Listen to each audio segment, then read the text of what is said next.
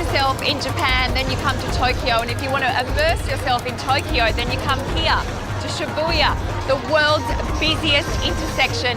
And just like the rest of Japan, it's congested, but it's clean. It's heavily populated, but everyone's so polite.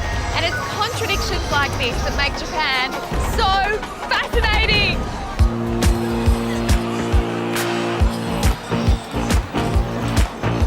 24/7, this intersection is the buzzing hub of Tokyo, one of the most densely populated cities on Earth.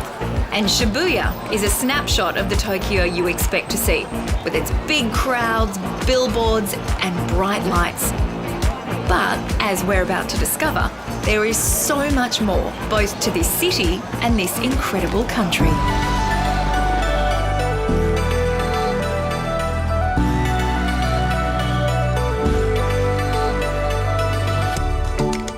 Over the next 3 weeks on Getaway, we'll be exploring some of Japan's most intriguing cities and most wonderful sights on Scenic's Essential Japan Adventure. From the awe-inspiring Mount Fuji, through to the ancient capitals of Kyoto and Nara, the historic city of Hiroshima, and the beauty of Miyajima Island. What do you love about living here? I really like the energy of Tokyo. You might have seen some girls in a funky fashion. I've seen the funky girls. We do have very new stuff, but at the same time we have very traditional, beautiful temples and shrines, and I really like this mixture of old tradition and the new culture.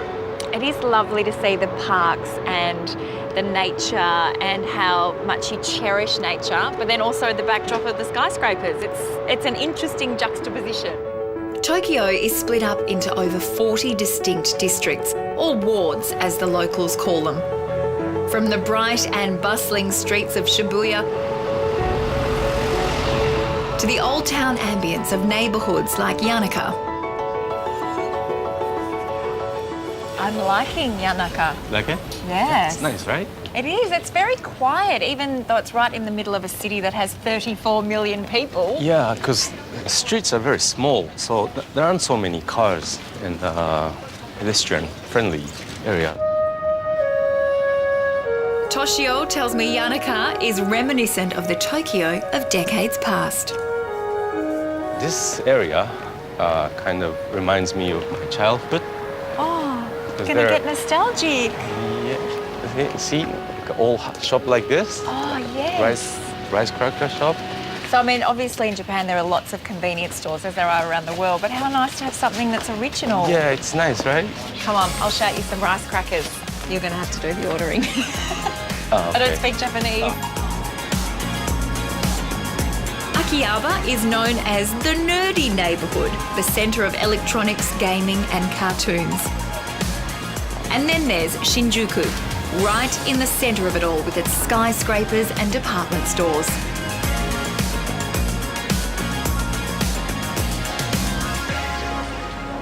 It's great to be part of a bustling city, but it's also really lovely to step back and just enjoy it from afar, and that's what we're doing tonight.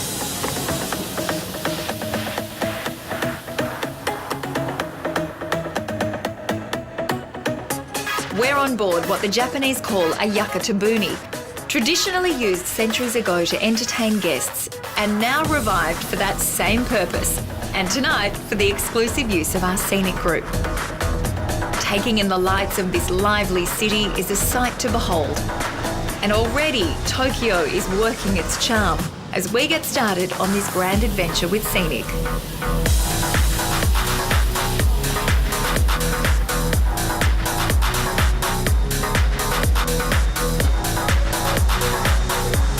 We've really enjoyed it. The city is so clean. Everything is precision driven. I can't believe it. For the Tokyo Olympics coming up in 2020, they're really running the right way. While the lights steal the show above deck, below deck, it's another story.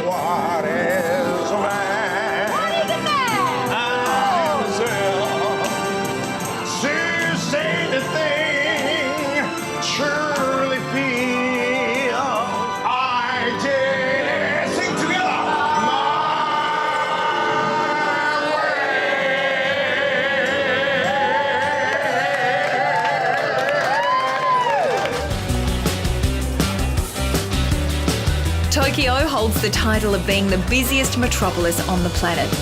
And it's the starting point of our Essential Japan journey with Scenic. Soaring high above the city is the Sky Tree Tower, Tokyo's tallest building and its landmark attraction.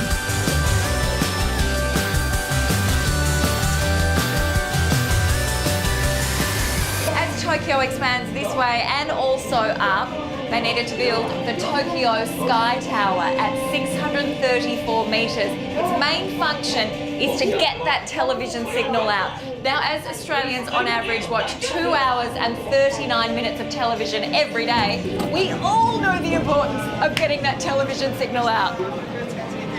Hello? There's 2 levels of observation decks and endless views.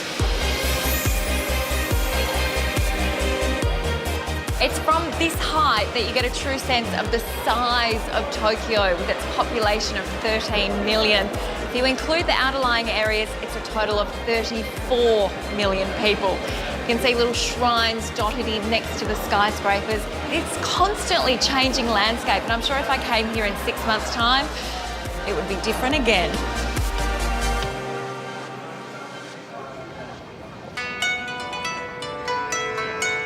One area that's managed to retain its old world charm is Asakusa, full of hidden streets and alleys and the home of many of Tokyo's temples, including Sensoji, its most popular. What's the name of this, Toshio? This gate is called Kaminarimon, which means Thunder Gate. Oh, right up my alley. I'm a weather presenter. I like it. Okay. Thundergate. Would you say that Sensoji Temple is really the ancient heart of Tokyo? Yes, this is the oldest temple in Tokyo. And it's not just this temple, is it? It's everything around it as well. Yes, the pagoda, the big beautiful gates. People come here to pray for their health, the happiness of their family, and for the prosperity. This 7th century Buddhist temple has become a place of pilgrimage for people from around the world. So what happens here, Toshio? This is it's a Buddhism tradition to put incense before you pray, and people put the smoke onto your body.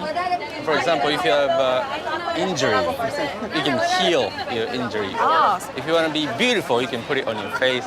If you want to be smart, just put Oh it yeah, on I your need bucket loads of that. Yeah. If you think big cities are overwhelming, well, they can be, but all through Tokyo you'll find little havens of tranquility, or enormous havens of tranquility. The Meiji Shrine and Gardens is 73 hectares and it has over 100,000 trees that have been donated from all over Japan. Oxygen therapy? Tick. The shrine complex is about a 10-minute stroll through the forest. And what a grand entrance it is. These gates are magnificent. Actually, this gate is the biggest wooden torii gate in Japan. And each pillar is made of one piece of wood. From one tree? Yes. That's incredible.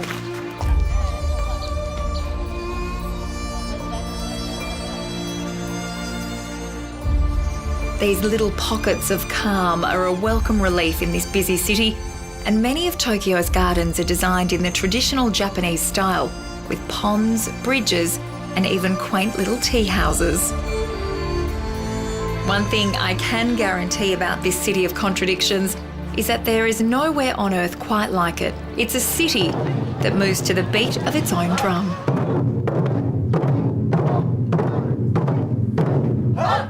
Taiko is a traditional type of drum that's native to Japan. And my fellow Scenic guests and I are getting in touch with our inner musician today and feeling the rhythm, or at least trying to.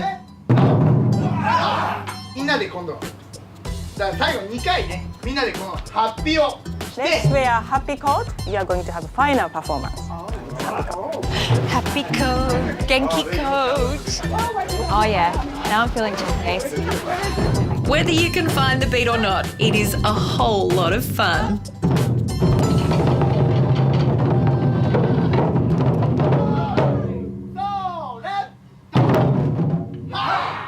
But seeing Master Drummer Ken in action is the real highlight of the afternoon.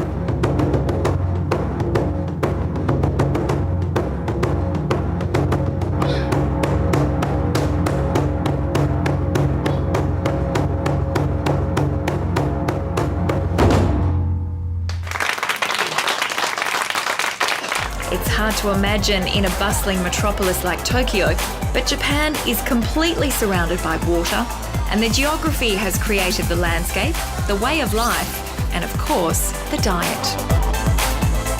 Aki, how many islands make up Japan? Japan consists of 6,800 islands. So no wonder your entire diet is based around the sea. Yeah, it's natural. So the fish market is a very important part of a Japanese person's life. Yes. The origin of Tsukiji fish market dates back to the beginning of the 17th century. Tsukiji Fish Market is the largest fish market in the world and a Tokyo institution. It's estimated that over 15% of the world's total fish catch passes through the gates of this working market. But there is so much more on offer than just fish. What is all of this? These black ones are all seaweed and tiny shrimp, krill. These are clams and anchovy. It looks like it's all been fermented. It's not actually fermented, simmered down with soy sauce and sugar and bitter sake. That's why they last a long time. So the Japanese used to live on this before fridges were invented. And they goes very well with white rice. And how about grasshoppers? Do they go well with white rice? But actually, I cannot eat that one. I don't think I'm going to eat grasshoppers either. This place is a mecca for sushi and sashimi lovers, and it is as fresh as you can get. What an amazing tuna. It's from Japanese Sea, Pacific Ocean. Now, I know the tuna is so valuable and so highly priced. yes. What would a tuna this size be worth? The cost is about 400,000 yen. Oh, so that's nearly 5,000 Australian dollars. Oh, that's incredible. That is a lot of plates of sashimi, but Aki tells me they go through at least one of these a day at this restaurant alone. And of course, it's so fresh. It doesn't get any fresher than this, does it? Or you? Do you want to take that knife?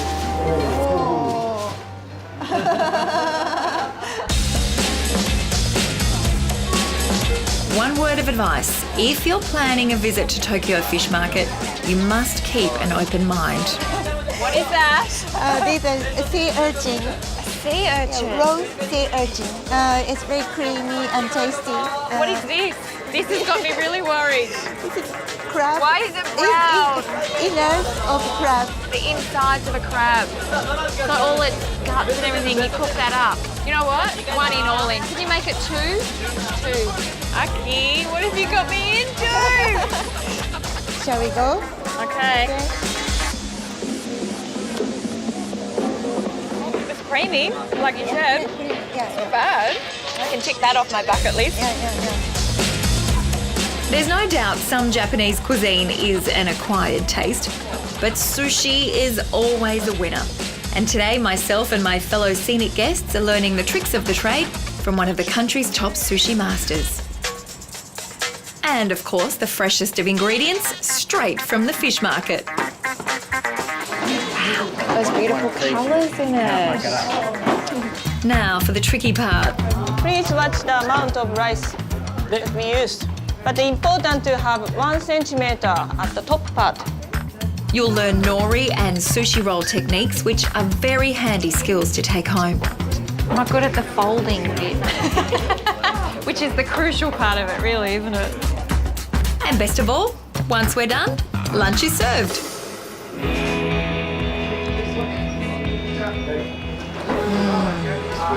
It's really good. I think that's the best sushi I've ever eaten. We made it. We made it! Yay! Thank you very much. どうもありがとうございました。Thank you. Tokyo locals in search of a nature fix need only travel west of the city to the magnificent mountain area of Hakone. Lush and green and full of hot springs and hiking trails, this breathtaking spot is the next stop on our spectacular Essential Japan adventure with Scenic.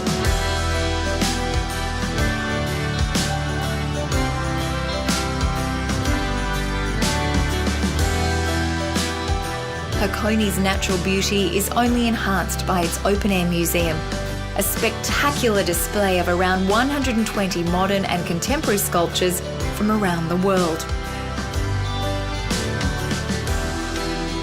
Its other big attraction is Mount Hakone, which erupted around 3,000 years ago, leaving a crater now known as Owakadani.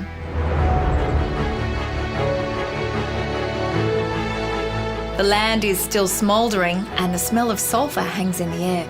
All this framed by the spectacle of Mount Fuji.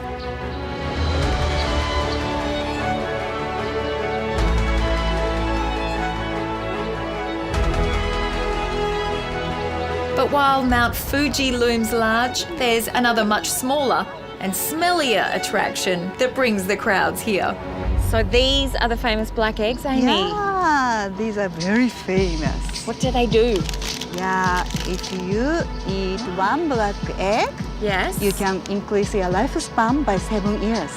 So there's 5 in there, so I'm going to live another 35 years. What makes these eggs black?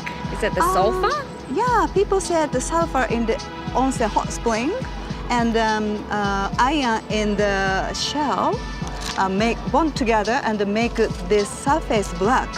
So they cook it here. Yeah, one pond over there in front of the hut. Here's to an extra 7 years. Yeah. Oh!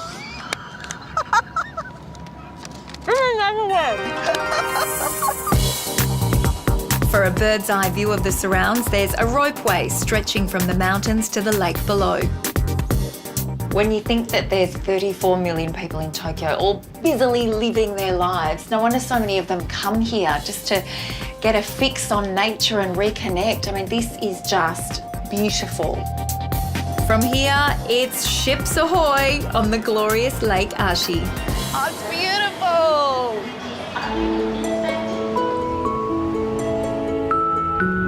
Can you tell me about the history of Lake Ashi? Lake Ashi is made by volcano activities just about 3,000 years ago. And why do you think this area is so special to the Japanese? Oh yeah, this is the most biggest national park in Japan and very close to a metropolitan area. It only takes 1.5 hours from Tokyo. So it's kind of like the lungs of Tokyo. Stretching for over 8 kilometres and surrounded by mountains on all sides, Lake Ashi is rated as one of the most beautiful lakes in the world. And on a day like today, I can't argue with that. It's also the location of our waterfront hotel, boasting one of the most spectacular flower gardens I've ever had the pleasure of wandering through. Scenic have certainly made sure we are at the best address in the area. Just a short drive away is the Ichiku Kubota Art Museum.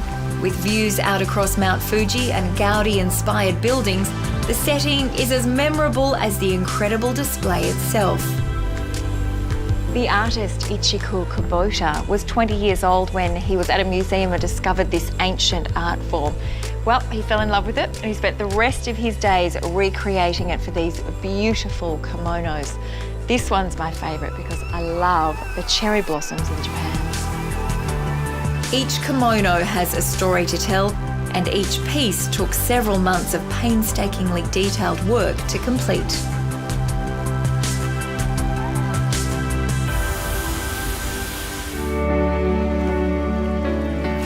Well, we've had a taste of Tokyo. What an incredible place that is.